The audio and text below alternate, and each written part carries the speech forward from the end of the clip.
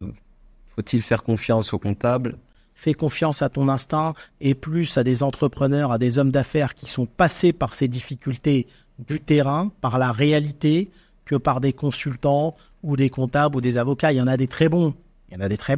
5%. Tu vois? J'ai toujours l'impression, excuse-moi de te couper, mais peu importe qui je vais voir comme professionnel, que ce soit un avocat, que ce soit un comptable, j'ai l'impression que c'est un peu comme chez le médecin. On va t'annoncer des choses, mais derrière, lui, c'est aussi son métier. Il est là pour te vendre un truc. Donc forcément, il va faire en sorte que tu reviennes à chaque fois.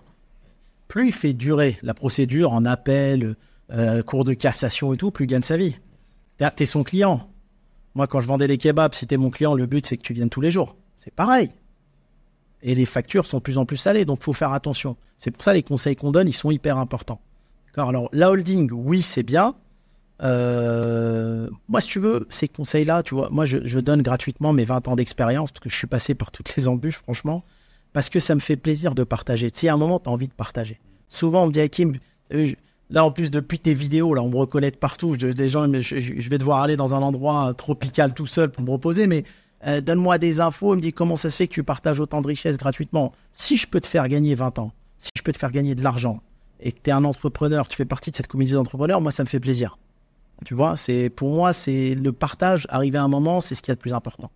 Et puis toi, tu aurais aimé, à certaines périodes, avoir ce partage-là? On m'a jamais, moi, appris tout ça. J'ai appris en faisant des erreurs, en me faisant arnaquer par des avocats, des comptables, tout le monde avec des montages bidons. Et c'est pour ça qu'on n'est jamais mieux servi que par soi-même. Ouais, je suis d'accord. Hein, tu as des grosses firmes françaises, tu fais un montage très complexe, ils l'envoient à Bercy le lendemain. Faut le savoir. Ah ouais. Et bien sûr. Et des gros noms. Et ça nous est arrivé. Donc là, tu as la réalité. Alors oui, la holding, c'est bien. C'est bien. Ça te fait gagner 50% de fiscalité.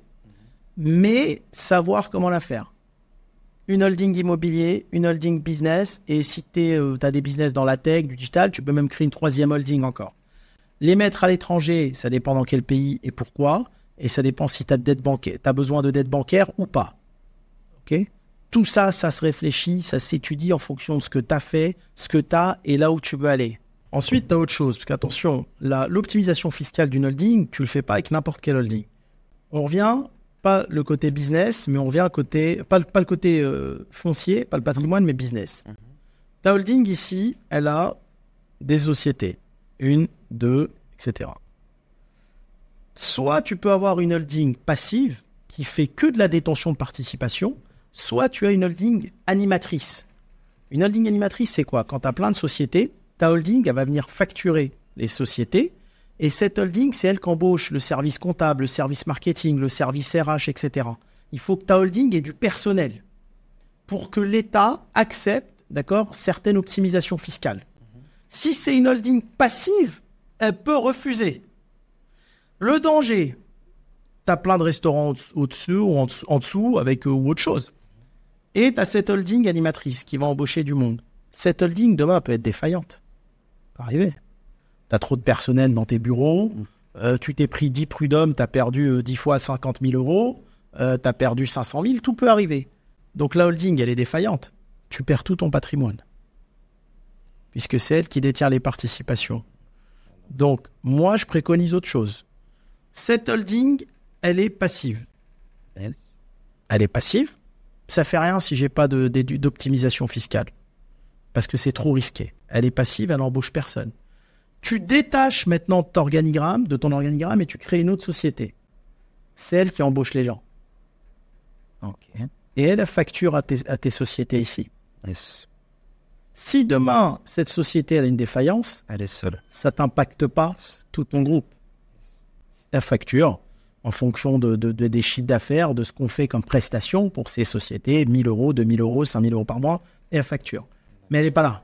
Celle-là, je la laisse passive. Celle-ci, c'est une société administrative, comptable, et qui vient facturer tes filiales. D'accord. Le seul truc, c'est que la société, la holding passive ne pourra pas faire d'optimisation fiscale plus importante. Voilà. Tu ne vas pas avoir la réduction sur les 95%, mais tu prends moins de risques. Tu prends beaucoup moins de risques. Parce qu'ici, ça peut arriver.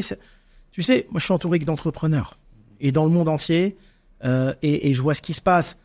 Il y en a plein qui ont perdu des groupes qui valaient 50 millions pour ça.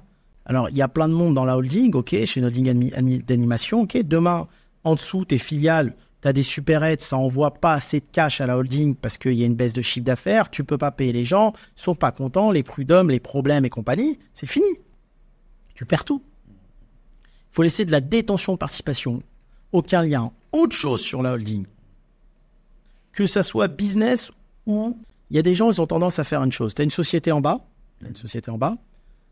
qui fait son bénéfice, elle paye son bénéfice et elle remonte les dividendes à la holding. Souvent, entre les deux, entre ta société et ta holding, il y a une convention de trésorerie, ce qu'on appelle une convention de trésorerie. D'accord ? Et souvent, les gens remontent la trésorerie avant même de déclarer les bénéfices en fin d'année. Tu as le droit, mais les juges, pareil, ils n'aiment pas. Si demain, tu as une société qui est défaillante, le juge il va dire « Attends, Wissem, tu as remonté de la trésorerie à ta holding pour aller créer d'autres activités. Donc, tu as remonté et tu as redescendu pour faire des nouveaux business. Hein. Il te met tout en liquidation. Extension de la liquidation d'une de tes filiales à la holding et aux filles de toute la holding. Donc, conseil, évite de remonter de l'argent en convention de trésor. Attends que la filiale en bas fasse ses bénéfices, paye son impôt société et là, remonte le bénéfice restant. C'est déjà un peu moins risqué. Tu pourras expliquer au juge en disant voilà, on a attendu qu'il n'y avait plus de bénéfices, enfin d'avoir payé l'impôt sur le bénéfice, on a remonté l'argent, on n'a pas essoré la trésorerie de la filiale avant. On a remonté l'argent une fois qu'on a tout payé. Donc, si ta société en bas elle est défaillante, le juge peut dire bon, c'est quelqu'un de correct, il est droit, il a attendu, il n'a pas vidé la trésorerie de l'entreprise, donc c'est bon, on liquide celle d'en dessous, mais on maintient la holding.